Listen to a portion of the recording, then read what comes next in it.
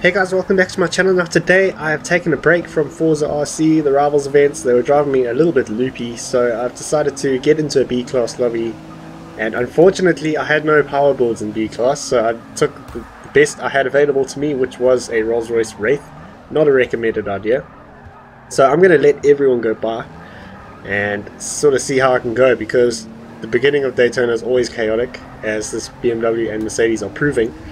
And I've made up 3 places already. There was someone crashed on the side, and now I'm going to look like I'm going to make up a few more places because of guys running off and crashing into each other. So that's 4 more places, so 7 places made up already, and now the lag has struck. So I'm going to jump to where the lag has sorted itself out, and this happens to be the title of the video. Panic mode has been engaged by the Honda there, and we're going to jump to his perspective to see what happened. He's locked up his brakes, not sure what's going on, and if you look at that, that is incredible. 100% for everything on the side. I don't know how he did that all at the same time. Look, he must have about 15 fingers or something, because that's quite an accomplishment in itself. So we're going to look on the inside of the Mustang there. Actually, I wasn't really looking on the inside, I was just getting past him.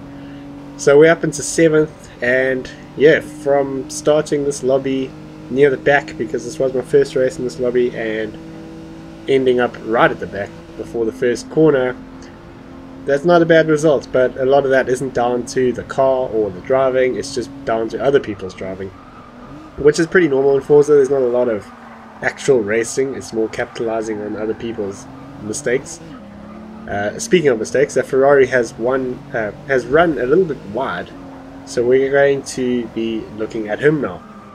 So we're definitely catching him in the straight, which should mean he's going to be faster in the corners, although he seems to be holding me up in that corner. So I'm going to try and take him on the outside here, but he's going to move across to the outside, which is fine. So I'm just going to go on the inside, which helps me around this next corner. And I've got the inside there, got the rights to the corner, not that I need them because he didn't go for it. So he's hit the back of me there, but that's just from me having a longer braking point than him.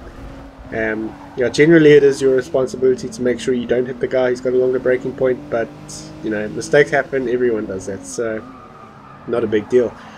So we're up into 6th now, and we are behind a BMW, I believe, and we're going to be, well, we're pretty confident we're going to get past him, because in the lobby there were really only about 3 guys who had any sort of power on their tunes. A lot of the guys just had grip tunes for some reason. We're now catching the BMW. We're going to take him on the inside, and a rocket ship has gone past on the outside.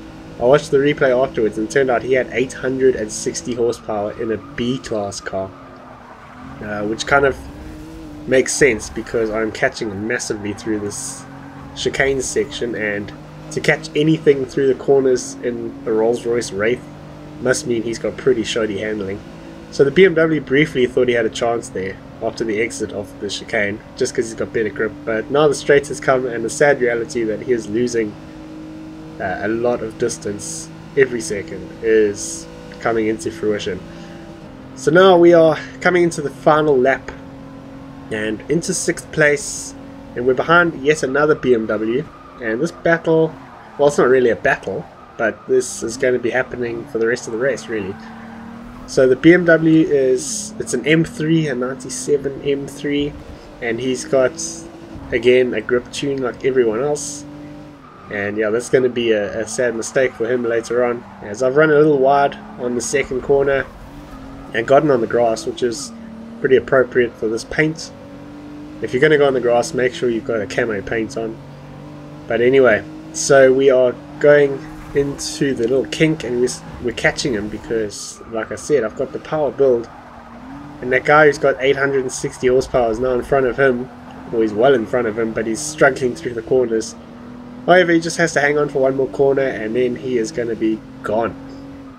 So coming up onto the straight now, the BMW hasn't got much of a lead, so we should be able to catch him, and that 800 horsepower rocket ship is just disappearing into the horizon. And now we are catching up to the BMW pretty quickly. We were going to look on his inside, but he seems to be holding the inside, so I'm just going to go on the outside to get past, and that is into 5th place. But as we're going to see, it's not quite simple like that. So he's going to take the inside, no matter what, just straight line that corner. And yeah, he wasn't letting me have 5th place. So we're going to look at that from his perspective. He's lost 5th place now. He's not too happy about that. He's just going to straight line the chicane, ignore that car, it wasn't really there. And yeah, I was really hoping he was going to hit that tyre wall, but he didn't. So we're jumping back to the race now, and we're going to show just how in vain that effort was of his. So we're going to take him, not just overtake him, we are actually going to take him on the outside, which is kind of insulting, because we've kind of just breezed past him as if he's a truck on the highway. So we're going to end up coming 5th in this race. Actually a fairly decent race, kind of. So guys, thanks for watching the video. I hope you enjoyed it. If you did, please leave a like. If you're new around here, go ahead and subscribe, and I'll see you in the next video.